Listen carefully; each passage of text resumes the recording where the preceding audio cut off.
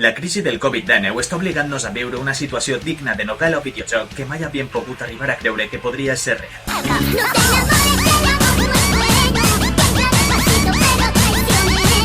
Avui més que mai, hem de ser conscients de la responsabilitat que tenim quedant-nos a casa. Sé que no mola i que tots comencem a donar-li valor a coses que abans no li donaven, però és que això no és cap tonteria. Des de l'equip de Malparlat, hem volgut rendir homenatge a alguns herois i heroïnes que van ser capaços de salvar el dia sense eixir de casa o estan recluïts o tancats en algún lloc sense poder eixir. Acabo de salir de permiso. ¿Acaba de salir de permiso? Sí. ¿Está usted en la cárcel? Claro. ¿En qué cárcel?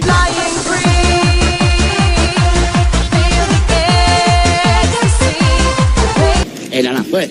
Ara més que mai, tenim un deure com a ciutadans. Estan en joc vides. I no ho oblideu. Els autèntics superherois estan abastint de productes de primera necessitat o atenció sanitària els diferents hospitals i supermercats o transportant tot el necessari per a fer-ho possible. I ja que me'l demanaven per comentaris a l'anterior vídeo, anem a fer referència a una de les sèries de la meua vida. Son Goku i el seu fill Gohan es van confinar de forma voluntària per tal d'entrenar-se i poder derrotar el seu enemic Cèl·lula a un lloc conegut com la Sala de l'Esperit del Temps. Una sala infinitament buida i avorrida, on el temps tal com el coneixem passa de forma molt més lenta i on un dia normal equival a un any de confinament dins. Tampoc transcorren igual el temps i l'espai dins la ment d'un telèpata. I el més poderós de tots és el professor Charles Xavier, líder dels X-Men. Imagineu el que passa quan les professores Jean Grey i Emma Frost han d'adentrar-se per tal de descobrir un dels seus records ja oblidats que l'atormenten. I si això no vos pareix prou, imagineu que no podreu parlar durant tot el temps que aneu a passar dins. Este número especial sense diàlegs el podeu trobar a l'etapa de Grant Morrison durant el mes mut de Marvel. Se m'ocorren presons més agradables on estar confinat.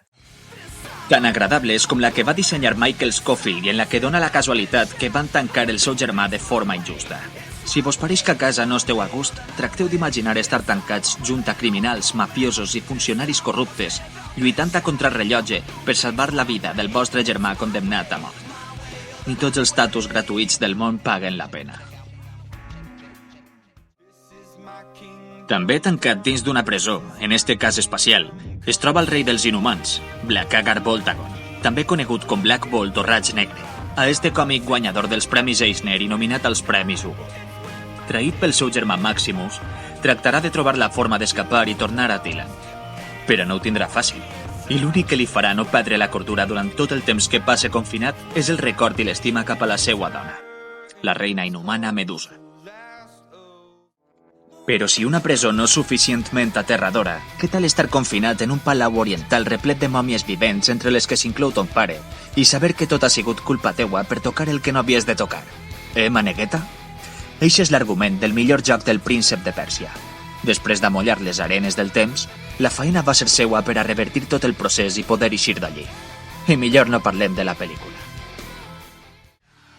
Però si de confinament es tracta, imagineu que un hivern nuclear ha assolat Europa i obligat els pocs supervivents a fer vida baix terra. Les novel·les adaptades a videojocs de Dmitri Glukhovsky reflecteixen aquest apocalipsi sense tallar-se un pèl. Però a més, l'acció transcorre a Moscou, on l'hivern és molt més gelat si cap, i recordem que baix terra no arriba la llum del sol. Per contra, es poden trobar criatures mutades per la radiació, ingredients més que de sobra per a deixar gotera a qualsevol. Com gotera es va quedar el protagonista de Travis Strikes Again. No tenim prou en posar-se un dels millors malnoms de la història i de protagonitzar una curiosa saga de jugabilitat simplona però argument apassionant. Travis Touchdown va ensenyar a tots els gamers que realment es podia salvar el món sense eixir de casa. I a més fer-ho passant-te tots els jocs que havies deixat a mitges en la teua vida. I a guardar la partida en el vàter. Sí, això també. Per últim, no volem oblidar-nos del millor episodi de Black Mirror de la història. Imagineu estar confinats en una espiral de cites, cada una pitjor que l'anterior, i que totes elles tinguen un temps predeterminat. Imagineu també que l'aplicació que vos emparella vos fa autèntiques males jugades al vostre crush i a tu, per a que no pugueu passar junts el temps que voldríeu, i vos obliga a mantindre relacions esporàdiques o duraderes que no vos interessen. Al final, pareix dir que és necessari patir un poc i sentir-se presoner durant un temps, per a que al final triomfe l'amor. Però mirem el costat positiu de tot això. Gràcies al confinament s'ha reduït de forma dràstica l'emissió de gasos cap a l'atmosfera i podem tornar a veure estreles que ja ni sabíem que estaven ahí. I ara ve la meua pregunta. És possible que darrere de tot això es trobi la natura en forma de justícia poètica? Si vos interessa este tema, no vos podeu perdre el pròxim vídeo. Sé que teniu moltes ganes de tornar a la rutina, però l'espera valdrà la pena. I des de l'equip de Malparlat tractarem a base de vídeos de fer-vos més amena esta quarantena. Adeu. Què t'ha paregut? Este Alfons només sap parlar de fricades i encara no ha fet cap vídeo en el que jo siga el protagonista. Has dit alguna cosa? Estava molt ocupat fingint que no existies. Ningú pot ser perfecte, ja no em referisc a l'aspecte. Ningú és mai com ell voldria, millor oblida't d'eixe concepte. Has d'aprendre pront a acceptar-te, a conviure en els teus defectes, a ser tu mateix, el teu millor jo. Seràs capaç d'este repte, sé que admires, tens els teus ídols i estàs verda en comparació. Els teus referents són ficció, televisió i imaginació. Un conglomerat mediàtic